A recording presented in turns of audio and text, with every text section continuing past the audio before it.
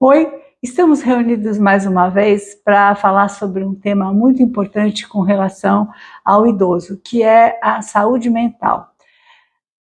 Mas antes eu queria conversar uma coisinha com vocês. É importante que todos esses vídeos que a gente faz, ele vá para mais pessoas, para que elas consigam ter um pouquinho de conhecimento a respeito de como tratar os seus idosos.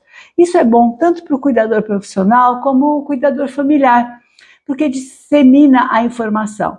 Então, se inscreva no nosso canal, deixe o seu like, a gente está aberto aí a qualquer pergunta, eu mesmo entro em contato e respondo as perguntas pessoalmente, para que essa divulgação cada vez alcance mais e a gente consiga ter uma representatividade no nosso canal do YouTube, tá? Bom, falando um pouquinho sobre a saúde mental do idoso. O idoso, ele tende muito a ter um processo de solidão, de afastamento do dia a dia dele, de afastamento das pessoas, de conversar, de participar de programas e tudo mais. Isso é muito importante que a gente não deixe acontecer, porque desencadeia quadros de depressão em função disso. Ele passa o dia todo ou na frente da televisão, ou sentadinho no sofá, sem interagir, sem conversar com ninguém, que é o que a gente percebe nas casas. A família sai para trabalhar, o idoso fica com a funcionária, ou fica com um ou outro neto, mas acaba não interagindo com ninguém. Então hoje a gente tem alguns lugares que possibilitam a socialização. Tem um programa aí do Super Cérebro, que é super legal, eles fazem encontros, fazem treinamento, tem jogos, tem um monte de atividade para fortalecer a questão da cognição e retardar os casos de demência, eles conseguem prolongar isso por muito tempo. Outra coisa que faz o idoso ficar bastante isolado são as perdas, os lutos. Porque que acontece? É normal, né? Eu tô lá com 85 anos, é normal que eu já perdi alguém da minha família, que os meus amigos estão indo e que eu me sinto no final da vida.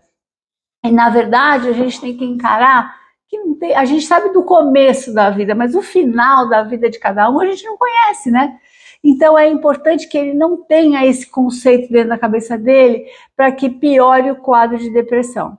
Outra coisa importante da gente ficar de olho são as doenças crônicas. Em geral, na velhice, a gente percebe que os diabéticos estão tendo as complicações da diabetes, aquele que tem doenças obstrutivas crônicas, né, o DPOC, estão tendo as complicações de estarem dependentes, às vezes, muitas vezes dependentes de oxigênio, de todas as coisas de medicação, eles ficam muito relutantes em tomar medicação. Já é um aparecimento mais fácil dos quadros de demência, dos quadros de insuficiência cardíaca.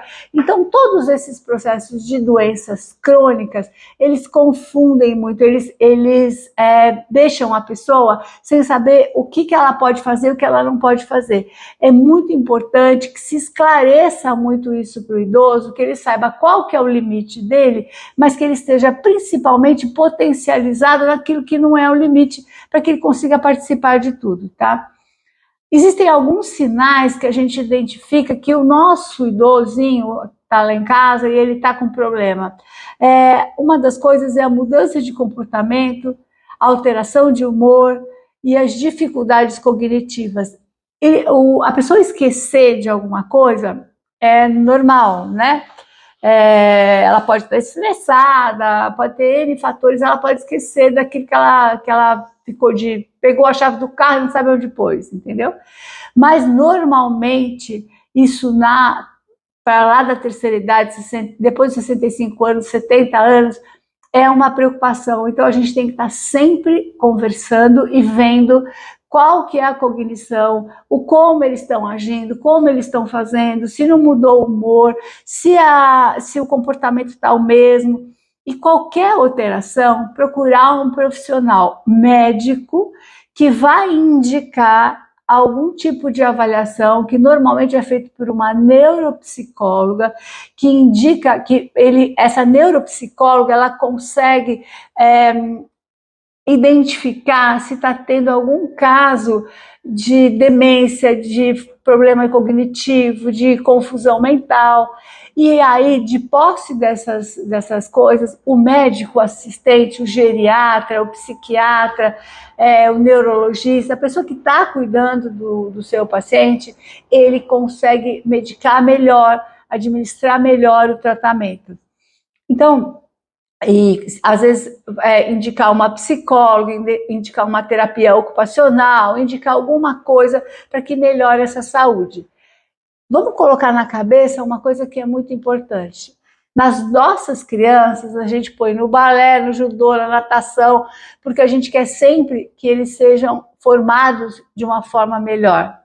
Os nossos idosos é mais ou menos a mesma coisa. A gente tem que investir neles para que esse processo de velhice seja saudável, não seja com problema, não tenha problema mental, e aí eles consigam interagir com a família e ser um idoso participativo, que não dá trabalho para a família nesse sentido, que faz parte da vida dos netos, da vida dos filhos, e que tudo se torna melhor na convivência, tá bom?